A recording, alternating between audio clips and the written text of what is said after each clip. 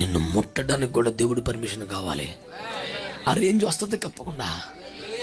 అయితే నీకు తగిలిన దెబ్బలని నిజమే, ఎవరుగా ఓ పెద్దానికి ఫీల్ అయిపోకట్లా. నిజంగానే నువ్వు దెబ్బతిన్నావు, నిజంగానే కొట్టబడ్డావు, నిజంగానే దీవించబడబోతున్నావు.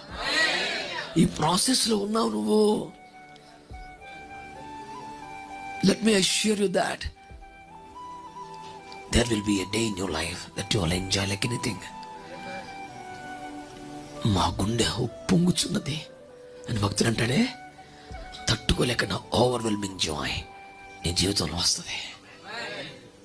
70-80 సంవత్సరాల వయసున్న పాస్టమ్ గారు తన సంఘంలోనే యవనస్తులను పట్టుకుని అమ్మో అమ్మో అమ్మో నా ప్రభు తల్లి నా వద్దకు రావటం ఏంటి, ఎంత అదృష్టం, ఎంత భాగ్యం అంటుందంటే, నీకు అంతకన్నా గౌరవం ఏంటన్నా?